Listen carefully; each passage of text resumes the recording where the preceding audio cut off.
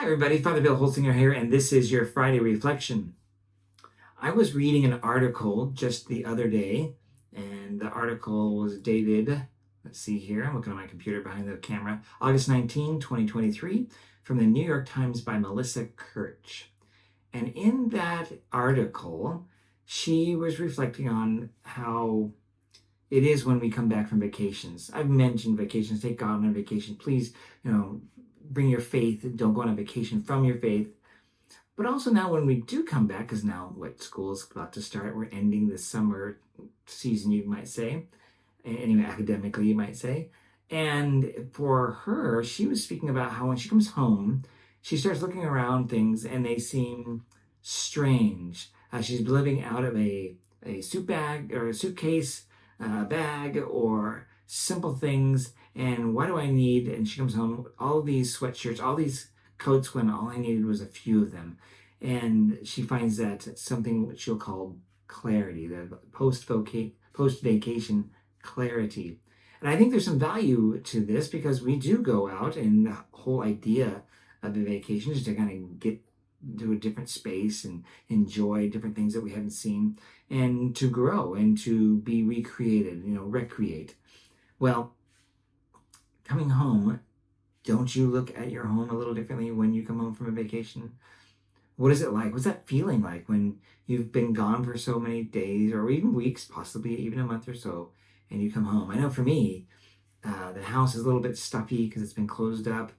Things are just kind of standstill from when I last left, so no activity happened. That's kind of a strange feeling, but of course there's nobody in the house. But also there is other things like I don't really need all of these things that are in my house. That is, I don't need, as she stated, all these knick-knacky things around. And these are great opportunities, I think, for you and for me to think about maybe getting rid of a few things. Kind of not a spring cleaning, but a fall cleaning. Seeing things differently. And she also noted this, which is interesting, that while we're on vacation, tell me if this is not true, while we're on vacation, we are very willing to do things that we might not normally do. We're willing to take a little bit of risk or try some of the foods or do an adventure of some kind that we would have never thought of at home. In fact, when we're at home, we rarely do adventure out and we complain about things more and on and on and on. I'm like, this is a good insight, right? This is amazing. I think similar to what, as we as Catholic Christians are supposed to be doing religiously, not like in a regular kind of religiously, but I mean in our faith. We should be going and doing things that will help us see things more deeply in our faith. Maybe, have you been in a rut before? Have you ever been in a situation when you're praying and it just doesn't have the fruit that it normally used to? Well, maybe you need to get out of your box and do something different. What might that be? What could you do that would be different? Well, I'm glad you asked.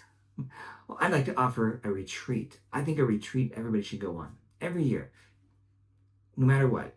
Schedule one. I go on one every year with a priest at Mount Angel, and sometimes I'll even do an additional one, a silent retreat. Imagine that, at the Trappist Abbey.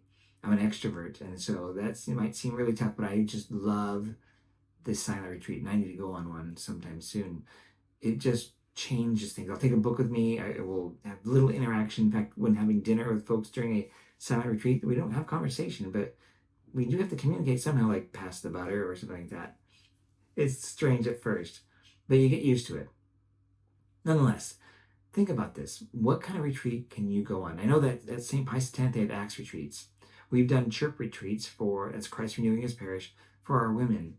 But maybe you might look online, look on our bulletin, ask friends if they've been on a retreat, and maybe go on one, and maybe go together. Maybe as husband and wife, you go on like maybe a marriage encounter. That's a retreat, right? Many of you have done this. If you haven't, I really encourage it. So what do all these things do if we do them as Catholic Christians? Well, they get us out of our rut of how we see things, and we're willing to try new things, experiment with maybe a new form of prayer, maybe silent where we're used to being, talkative, or vice versa.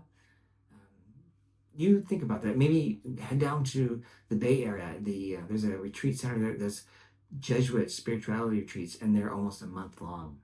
That's right, an Ignatian spiritual exercises retreat. Try that, yeah? Well, nonetheless, if none of those are possible, we do have a retreat, you might say, every weekend. And that is on Saturday night or Sunday. It's Mass. Our house is not like the church. You don't have that many pews in your house. You don't have those kind of pews at all. You have chairs, right? As do I. But we're called then, when we come to Mass, to recognize we're in a different space. This is holy ground, as I mentioned earlier in a previous video. Coming to church allows us to bring forward those things that are difficult, let go of them. And then you basically think about, put them at the foot of the altar spiritually. When we receive communion, make an exchange. Lord, you take my stuff, my junk, and I receive you and renew me. So that when we leave and we go out, we're better, we're different, we're more faithful and stronger. No, I'm not under any illusion that often the families, when they come to church, the big fight was happening on the way there in that car. And when we get to church, we're all trying to be nice. But what would happen if, because of Mass, we were given the grace to be different on our way home? And this is for young and old, for children, teens, young adults, and adults. What's wrong in your life that needs to be put straight? Bring it to Mass. Let God take it and let go. Surrender and let him have it. Deacon Brett was last week talking about how we should be bold in our prayers with the Lord. This is a great thing to be bold about, the things that we struggle with or we have unforgiveness about, or maybe we were wrong and we need to ask for forgiveness. Think about that. This weekend, I'll be preaching. I'm kind of working on the phrase about how Jesus was asked, or he asked his apostles, who do people say that I am? And they had all kinds of ideas. The question is going to be for us as well. Who do we say Jesus is? Who does the culture say Jesus is? Hopefully those are different because the culture doesn't recognize him, but we do. And that's one of our missions. That's part of our mission, to know Jesus. Not just know about him, but know him personally. But it's also important to know about him, because if we know about him in a way that's not really how Jesus revealed himself, then we're not actually worshiping and loving Jesus, because that's not who he is. So I want to share some of those kind of things at Mass. Hopefully that will then give us some better grounding so that we can, as we go forward, let go and come to know Jesus. Get out of the way. Come to know about him, know him, and then grow. And at the end of Mass, go. I'll see you this weekend. Take care. Bye-bye.